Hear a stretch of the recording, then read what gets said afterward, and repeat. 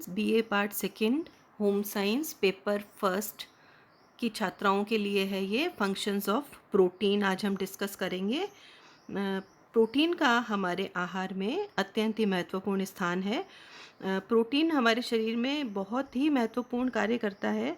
इन्हें हम विभिन्न कार्यों को निम्न प्रकार से हम विभाजित कर सकते हैं। पहला है शरीर की वृद्धि एवं विकास करना, growth and development of body. ये बहुत ही इम्पोर्टेंट फंक्शन है प्रोटीन का। शरीर की वृद्धि एवं विकास के लिए प्रोटीन अत्यंत ही आवश्यक है। हम सभी जानते हैं कि कोशिकाएं हैं वो सभी प्रोटीन की बनी होती हैं। कोशिकाएं ही ऊतकों का निर्माण करती हैं। बहुत सारे ऊतक मिलकर एक अंग बनाते हैं या ऑर्गन फॉर्म करते हैं तथा कई अंगों के मिलने से अंग तंत्रों का निर्माण होता है। यदि प्रोटीन पर्याप्त मात्रा में शरीर में नहीं रहता है तो नवीन कोशिकाओं का निर्माण नहीं हो पाता। फलतः ऊतकों एवं अंगों का निर्माण संभव नहीं है। इस प्रकार हम कह सकते हैं कि यह बहुत ही महत्वपूर्ण कार्य करता है शरीर की वृद्धि एवं विकास के लिए प्रोटीन। तथा इसका जो योगदान है हमारे शरीर के कार्यों में वो बहुत ही महत्वपूर्ण है और अमूल्य योगदान है इसका। शरीर निर्माण में यदि जल का प्रथम स्थान है तो प्रोटीन का द्वितीय स्थान है। शरीर के शुष्क वजन का लगभग आधा भाग है वो प्रोटीन से बना होता है। शरीर में कुल प्रोटीन का 1/3 भाग मांसपेशियों में, 1/5 भाग अस्थियों में तथा 1/10 भाग है वह त्वचा में तथा शेष भाग जो है प्रोटीन का वो हमारे शरीर में रक्त, लसिका, हॉर्मोन्स, एंजाइम्स, एंटीबॉडीज़ आदि में विद्यमान रहता है।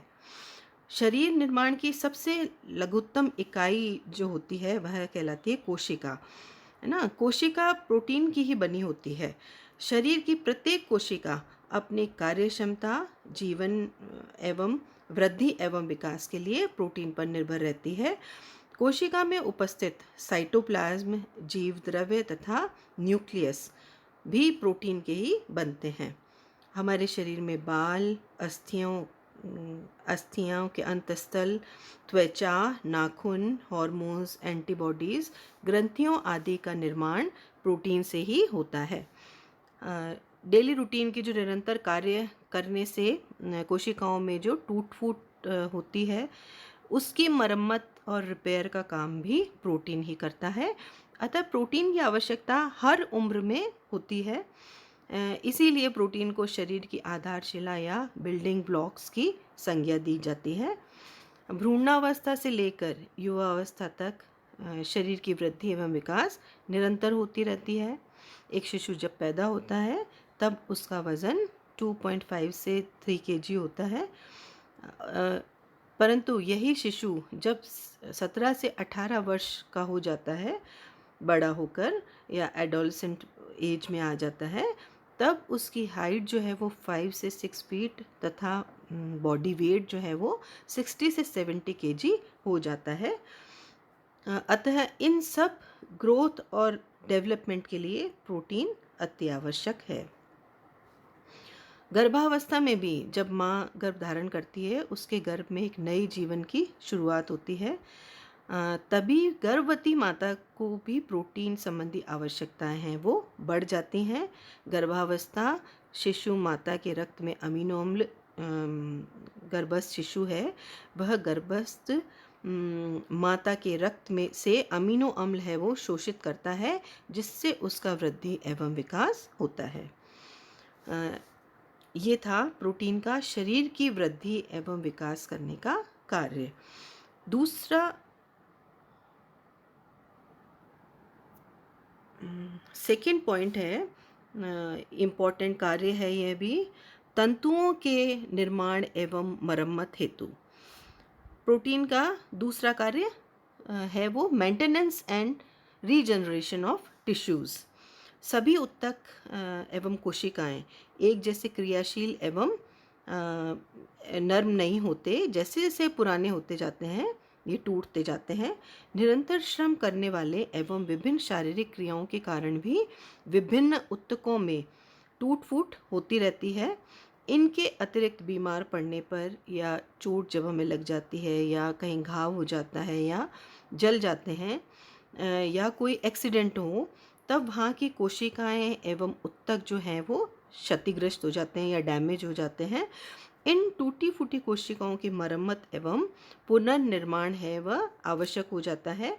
यह कार्य भी प्रोटीन ही संपन्न करता है।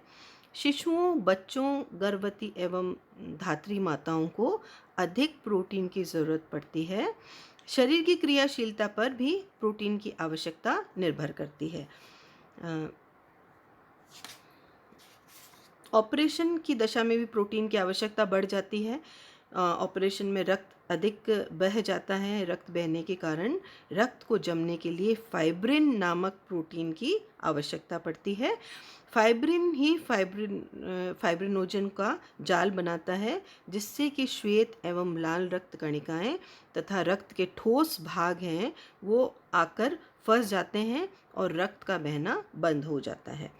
फाइब्रिन प्रोटीन की कमी से फाइब्रिनोजन का जाल देरी से बनता है, तब तक अधिक मात्रा में रक्त बह जाता है।